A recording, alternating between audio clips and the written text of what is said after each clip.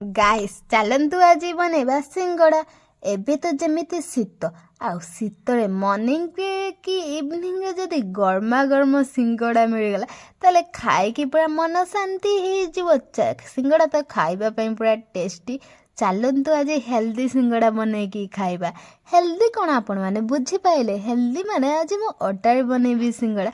Daily ତ ମଇଦାରେ ଖାଇ ଖାଇ ଆପଣମାନେ ବୋର୍ ହେଇଯାଇଥିବେ। ଚାଲନ୍ତୁ ଆଜି ଅଟାରେ ଟ୍ରାଏ କରିବା ସିଙ୍ଗଡ଼ା। ଆଉ କେମିତି ଟେଷ୍ଟି ହେଉଛି ଆଗକୁ କହିବି। ଆପଣମାନେ ଭିଡ଼ିଓ ଲାଷ୍ଟ ଦେଖନ୍ତୁ କେତେ ଟେଷ୍ଟ ହେଉଛି ଅଟାରେ ସିଙ୍ଗଡ଼ା ବନେଇବା। ଅଟାରେ ସିଙ୍ଗଡ଼ା ବନେଇବା ପାଇଁ ମୁଁ ଅଟା ନେଇଛି, ସେଥିରେ ସ୍ୱାଦ ଅନୁଯାୟୀ ଲୁଣ, କଳା ଜିରା, ଗୁଆ ଘିଅକୁ ପକାଇ ଭଲ ଭାବରେ ମିକ୍ସ କରିଦେଲି। ତାପରେ ସେଥିରେ ପାଣି ଅଳ୍ପ ଦେଇକି ଭଲ ଭାବରେ ଚକୁଡ଼ିକି ଡୋଟେ ବନେଇକି ଅଧଘଣ୍ଟା ପର୍ଯ୍ୟନ୍ତ ରଖିଦେଲି। ଶୁଖିଲା ଲଙ୍କା ଦୁଇଟା, କଞ୍ଚା ଲଙ୍କା, ଅଦା ରସୁଣକୁ କୁଟି ଦେଲି। କୁଟି ଦେଇକି ତେଲ ଗରମ କଲି। ତେଲରେ ଜିରା, ସୋରିଷ, ଭୂଷା ପତ୍ର, ଗାଜର, ଗ୍ରୀନ୍ ମଟର, ଲୁଣ, ହଳଦୀ, ଲଙ୍କାଗୁଣ୍ଡ, ଜିରା ଗୁଣ୍ଡ, ଧଣିଆ ଗୁଣ୍ଡ ସବୁକୁ ପକାଇକି ଭଲ ଭାବରେ ଟିକେ ଭାଜିଦେଲି। ଗାଜର ଆଉ ଗ୍ରୀନ୍ ମଟରକୁ ସେ ଯେମିତି ଭାଜି ହେଇଗଲା, ସେଥିରେ ସିଝେଇକି ରଖିଥିବା ଆଳୁକୁ ରଖିଥିଲି। ସେଥିରେ ଚୋପା ଛଡ଼େଇ ଦେଇକି ତାକୁ ଟିକେ ଚକୁଡ଼ି ଦେଇକି ତାକୁ ମୁଁ ତା ଦେହରେ ପକାଇ ଦେଲି। ଆଉ କି ବାସ୍ନା କ'ଣ କହିବି।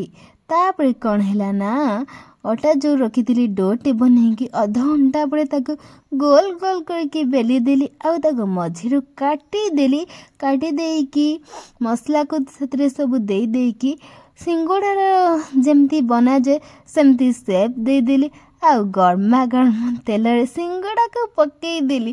ଆଉ ଫଟାଫଟ ରେଡ଼ି ହେଇଗଲା ଆମର ଅଟାରେ ବନେଇଥିବା ସିଙ୍ଗଡ଼ା। କେତେ ଟେଷ୍ଟି ଦେଖାଉଛି ନା, ଆଉ ଖାଇବାକୁ ଟେଷ୍ଟ। ଫଟାଫଟ ବନେଇକି ରେଡ଼ି ହେଇଗଲା ଆମର ସିଙ୍ଗଡ଼ା। ଏବେ ତ ମୁଁ ନେଇଯାଉଛି ଆଗ ଇଭିନିଂରେ ଏନ୍ଜୟ କରିକି ଖାଇବା। ଆପଣମାନେ ତାହେଲେ ଲେଟ୍ କାହିଁ କରୁଛନ୍ତି?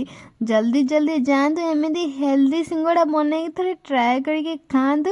ଆଉ ମୋତେ କମେଣ୍ଟରେ କୁହନ୍ତୁ ଆପଣମାନଙ୍କୁ ମୁଁ ଏଇ ସିଙ୍ଗଡ଼ା ରେସିପିଟା କେମିତି ଲାଗିଲା।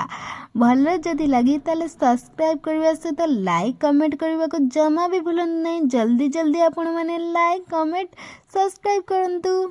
ଆପଣମାନେ ଜଲ୍ଦି ଜଲ୍ଦି ଯାଆନ୍ତୁ, ସିଙ୍ଗଡ଼ା ବନେଇ ଖାଆନ୍ତୁ। ପୁଣି ଦେଖାବା ଆପଣମାନଙ୍କ ସହିତ ନେକ୍ସଟ ରେସିପିରେ। Bye bye guys.